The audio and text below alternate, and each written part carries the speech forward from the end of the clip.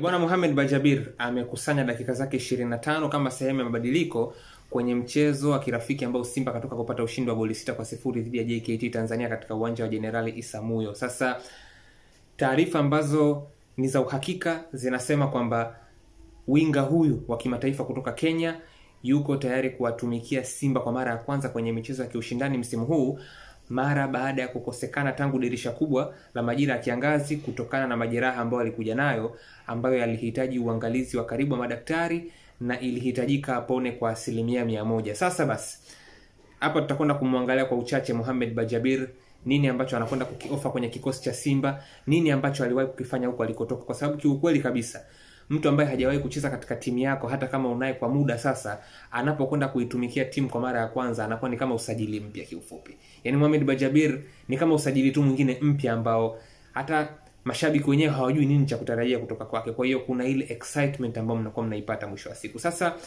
Mohamed Bajabir bwana alipokuwa katika ligi kuu ya nchini Kenya akiwa na vikosi viwili, Nairobi City Stars mwanzo, kisha dirisha dogo la mwaka huu 2025 alifanya move kwenda kwenye klabu ya Kenya Police. Ni mchezaji ambaye anacheza zaidi ama yuko comfortable zaidi kucheza akitokea upande wa kushoto kama winga namba 11, kwa sababu Mohamed Bajabir anatumia zaidi mguu wa kulia.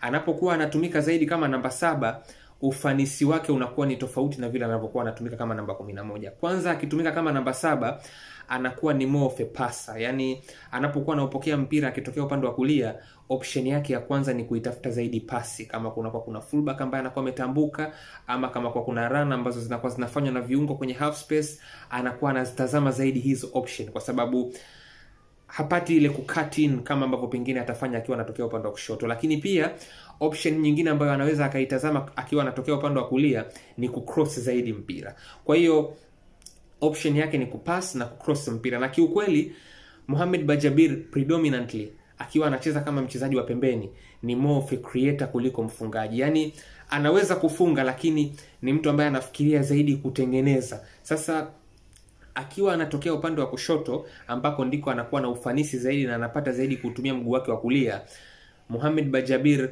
anakuwa anapata nafasi ya kufanya dribbling. Yaani anakuwa na uwezo sasa wa kudribble, anapata nafasi ya kuingia ndani, na akiweza kufanikiwa kumtambuka mlinzi na kuingia ndani, kwa maana ya kuitafuta sehemu ya katikati, ni mzuri sana kwenye kukevu.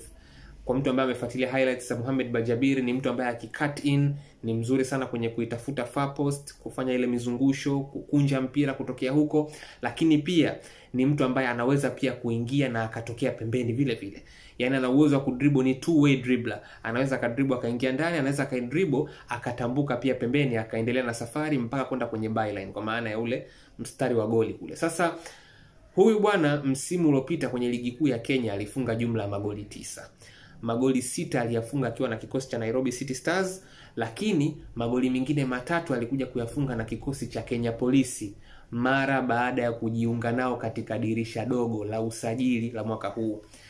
Kenya Police ambao ndo mabingwa msimu uliopita, na Mohamed Bajabir akiwa ni sehemu muhimu ya kikosi hicho mara baada ya kufanywa kama ingizo kwenye dirisha dogo. Wakati msimu unaanza kwenye ligi ya Kenya, Kenya Police walikuwa wanaonekana wako kwenye hatari zaidi ya kushuka daraja kuliko hata yale maajabu waliokwenda kuyafanya mwisho wa siku ya kwenda kutoa taji. Yaani walianza vibaya sana Kenya Police. Msimu wao wa ligi wa 24-25 walikuwa wanazagazaga katika nafasi za chini, lakini mara baada ya kwenda kumsajili Mohamed Bajabir, kwa kiasi kikubwa sana alikwenda kuwaongezea nguvu, na wakatoka kuwa timu ambayo ilikuwa inaonekana inasuasua chini na wakaenda kuwa mabingwa moja kwa moja wa ligi hiyo. Sasa msimu uliopita Mohamed Bajabir alifunga jumla ya magoli 9 na alitoa pasi za mwisho 4 katika ligi kuu ya Kenya, lakini alitengeneza nafasi kubwa 10. Imagine. Tena 10 plus alifanikiwa kuzitengeneza katika hizo klabu mbili, Nairobi City Stars na Kenya Police, ambao walikwenda kuisaidia kutoa ubingwa ikiwa chini ya mwalimu Etienne Ndairagije, ambaye wengi mtakuwa mnamfahamu, ameshafundisha hapa Tanzania, kwa hiyo wasifu wake wengi mtakuwa mnaufahamu. Kwa hiyo huyu ni mchezaji sasa ambaye sifa yake ya kiuchezaji, moja kati ya vitu ambavyo anapenda kuvifanya hasa anapokuwa na mpira mguuni, ni chenga moja ambayo wengi mnaweza mkawa mnaifahamu kupitia kwa mchezaji mmoja anaitwa Kwicha Kvaratskhelia. Yaani tunasema kuna chenga moja inaitwa fake curl. Unapopata mpira, unapokuwa unamfuata beki kwenye 1v1, kuna muda unakuwa kama unajaribu, kama unaingia ndani, unamuonyesha mlinzi kama unataka kuzungusha ule mpira, alafu mlinzi akishahama tu mwili wake kuelekea kwenye upande ule kwa lengo la kujaribu kuzuia ule mpira, kama una lengo la kufanya hivyo, wewe unarudi tena ndani, unaukunja ule mpira. Yani ni kama chenga fulani ya kutisha hivi. Hiyo ni miongoni mwa chenga ambazo Mohamed Bajabir anaipenda sana, ni signature move yake. Hiyo inaitwa fake curl. Yani curl ni ule mzungusho. Unajaribu kama kumwambia mlinzi kwamba naingia ndani, nataka kwenda kukevu kwa goalkeeper wako kwenye far post. Beki akishaonyesha tu kwamba anaenda ndani kama ambavyo wewe umejaribu kumdanganya, wewe unarudi tena nje. Hiyo ni chenga ambayo kiukweli kuna muda walinzi wanaweza kawa wanajua kwamba wewe huwa unapenda kufanya kitu kama hicho, lakini ni ngumu sana kuzuia, kwa sababu mtu kama Mohamed Bajabir akiwa anaingia ndani, ukimwachia kweli ule uwazi anaoutafuta azungushe, atakuumiza.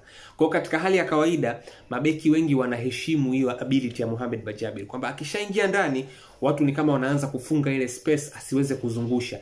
Yeye akishajua tu kwamba unajaribu kufanya hivyo, yeye anakutambuka, anakukunja, anautoa tena mpira nje. Kwa hiyo huyu ni mchezaji ambaye hivi sasa amepona kwa 100%.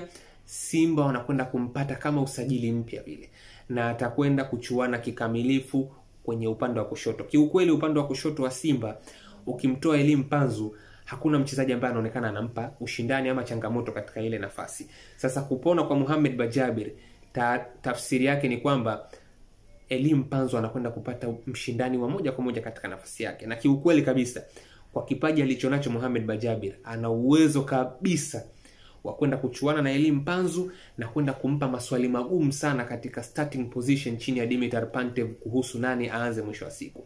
Kwenye hii mechi ya kirafiki, Mpanzu kapiga hat-trick. Pengine na yeye pia akili yake kama imeshashtuka, Mpanzu ameshaona huyu jamaa kapona, sasa inabidi na mimi nifanye kweli. Sasa uzuri ni kwamba Mohamed Bajabir naye amepona, kwa hiyo na yeye atapata nafasi ya kumuonyesha mwalimu Dimitar Pantev kwamba anastahili kuanza katika ule upande wa kushoto, kwa sababu kiukweli msimu huu Mpanzu kiwango chake kimekuwa kama kinakuja inakata. Ile wanasema inakuja inakata, inakuja inakata, lakini pengine kwa sababu kuna mtu ambaye anakwenda kumpa changamoto kwenye ile nafasi na ameshapona, huenda tukaona ubora kikamilifu kutoka kwa Elie Mpanzu kama ambavyo tumeona kwenye mechi ya kirafiki.